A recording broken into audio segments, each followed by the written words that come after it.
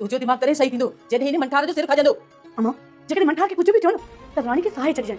हिकिड़ो मंठार कोन मरंदो पर लाश हिकु ॾींहुं दफ़न थींदा। महबूब तोही कहानी न पूरी दुनिया में हसी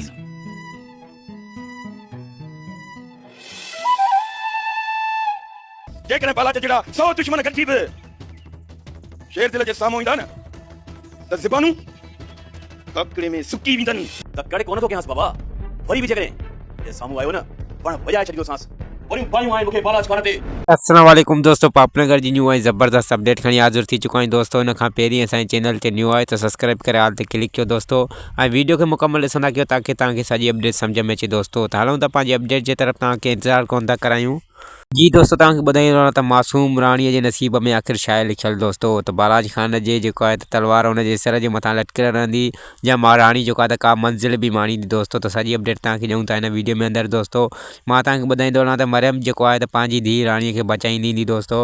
तव्हांखे मरियम खे ख़बर बि आहे त हू जेको आहे त मंठार सां जेको आहे त दिलबरी लॻाई वेठी आहे, हू हुनजो दिलबर आहे। पोइ हुनजी राणीअ जी ॿांह में जेको आहे त मंठार जो हथु ॾिसी करे बि जेको आहे त हूअ साबित क़दम रहंदी ऐं बालाज खान खे इहो कोन ॿुधाईंदी दोस्तों त राणी जेको आहे त हिन क़दम ते रही आई आहे। छो त जेको आहे त बालाज खान हूअं हुननि जी जेको आहे त वॾे आवाज़ में घर जेको आहे त ॻाल्हाइनि थियूं, त उहो बि बालाज खान जेको आहे त बर्दाश्त नथो करे।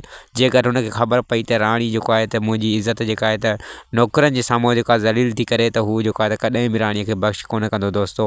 इन जे करे दोस्तों मरियम कॾहिं बि न चाहींदी त मूंखां पंहिंजी धीउ जेको आहे त विछड़ी वञे ऐं बालाज खान जेको आहे त हुनखे बेदर्दी सां क़तल करे।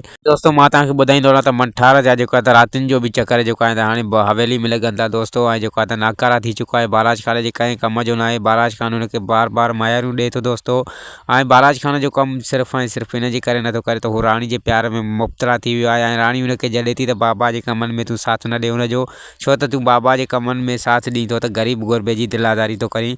इन जे करे जेको आहे त तूं बाबा जो साथ न ॾे। इन जे करे जेको आहे त मंठार जेको आहे त हटी वियो आहे ऐं राणी जे दीदार में, राणी जे जेको आहे त दिलबरी में जेको आहे त गिरफ़्तार थी चुको आहे। ऐं बालाज खान जे सिर्फ़ु ऐं सिर्फ़ु आॾो जेको आहे त कंधु इन जे करे मथे नथो खणे झुकाई बीठो आहे। त ख़ासि करे जेको आहे त बालाज खान जे अगरि मूंखे जवाबु ॾिनो त पोइ मां जेको आहे त राणीअ जे दीदार खां महरूम थी वेंदुमि दोस्तों। हीअ हुई असांजी वीडियो। वधीक वीडियो ॾिसण ऐं ॿुधण लाइ सब्सक्राइब कयो असांजे चैनल खे। वरी मिलंदासीं न्यू वीडियो सां गॾु। ख़ुदा हाफ़िज़ दोस्तों।